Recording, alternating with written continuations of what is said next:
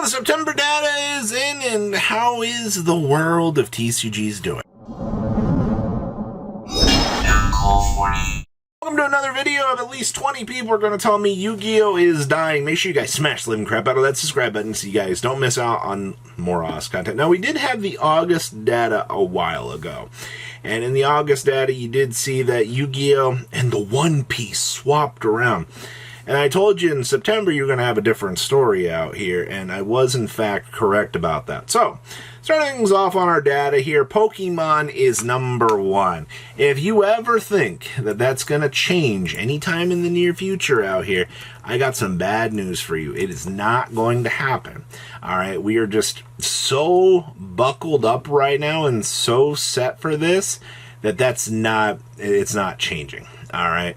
Yu-Gi-Oh! Has moved back up to #2. Oh my gosh, why is Yu-Gi-Oh! Moved back up? Yu-Gi-Oh! Is supposed to be dying right now. You know why Yu-Gi-Oh! Moved back up? You remember the Blue Eyes structure deck? You guys all remember that beautiful, beautiful product, right?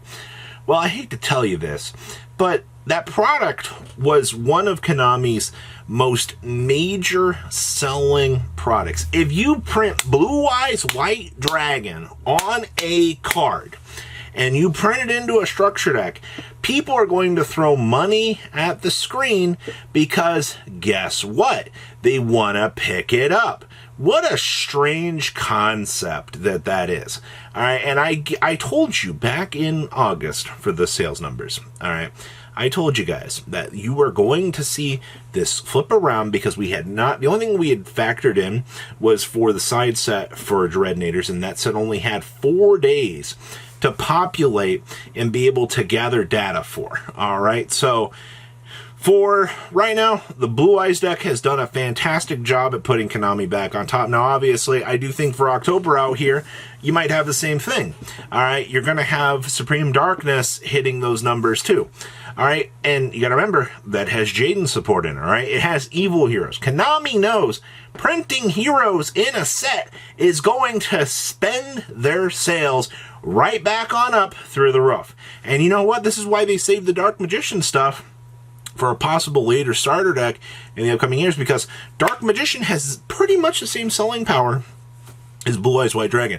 You know, you drop that banger and you will spin things right on back up into the roof. So, very, very interesting to see numbers and timings with these things as well. Now, One Piece, I believe, has set 10 coming out here in the near future. I don't know if it's October or November. That will be a major contributor to seeing, you know, how things are kind of going to go side by side.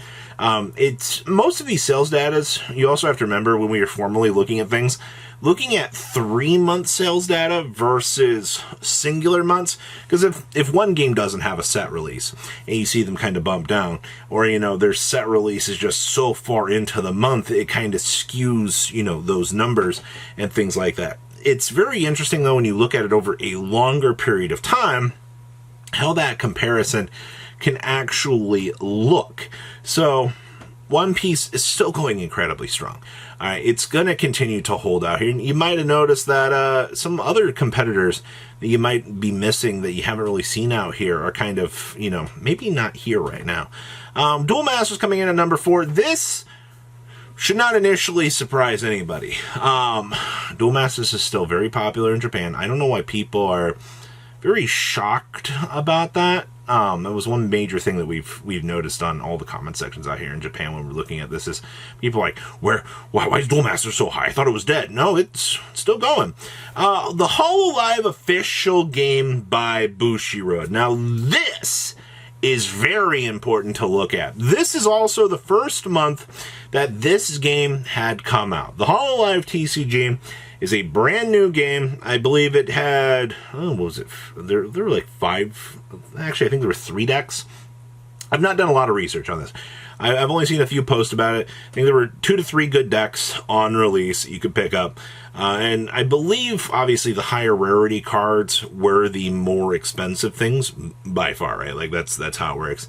Anybody's going to look at their VTuber that they absolutely love and adore and want to collect with this game, and they're going to go, boom, this is amazing, all right? And also for a first game set dropout here, to climb all the way up to number 5, surpassing Y Schwartz, it's pretty impressive because Weiss is made up of all of these different animes. But when you can have your favorite VTuber, the person that you love watching and love adoring, I would almost say HoloLive honestly has as much selling power, if not quite possibly more, than some animes do these days, which is, you know, I mean, we're comparing slightly different things, but, you know, in the same category of niches, like, it is very, very interesting to see that. So, for a release of a new TCG, there's a lot of build-up hype for this, a lot of excitement, and I am genuinely very curious to see how this is going to hold up long-term out here, just to see, you know, will this continue to be a top 10 contender, or is it going to kind of fall back into the wayside and kind of fall off in the background? Because a new game climbing in like this and doing that well, okay, but it comes down to consistency at this point. Weiss taking number 6. Weiss has not had the greatest titles as of late.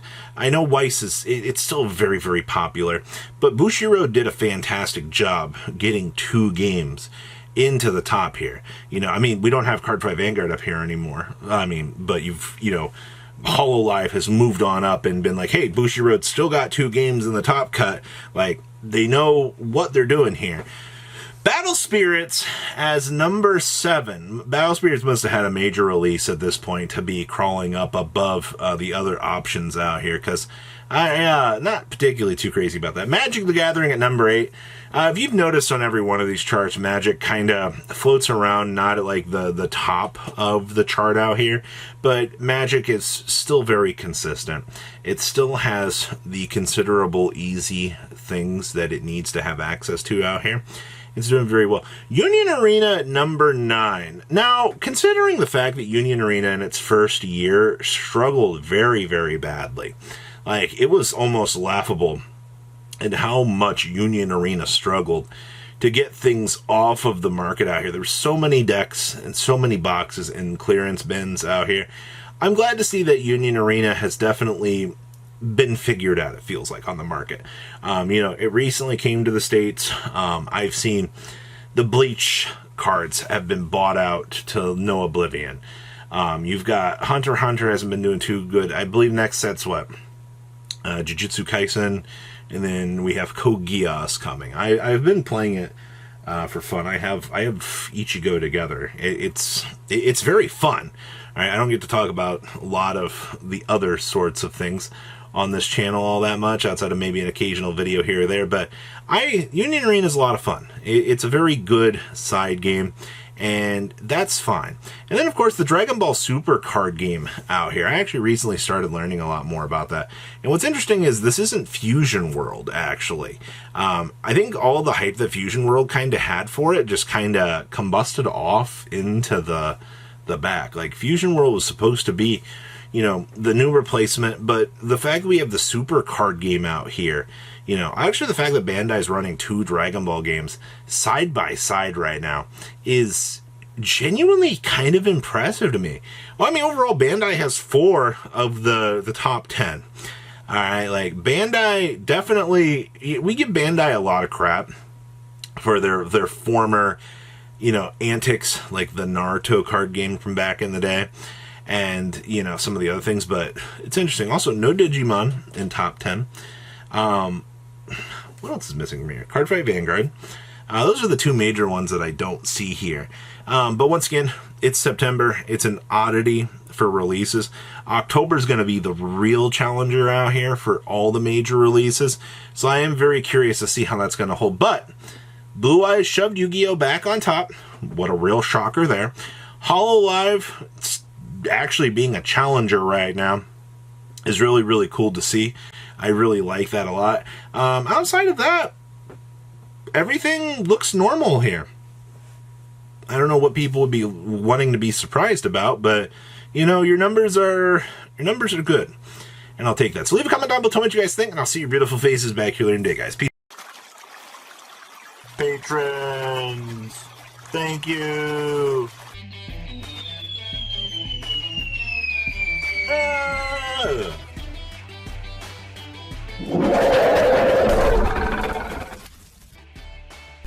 Thank you so much for watching. Check out these other videos.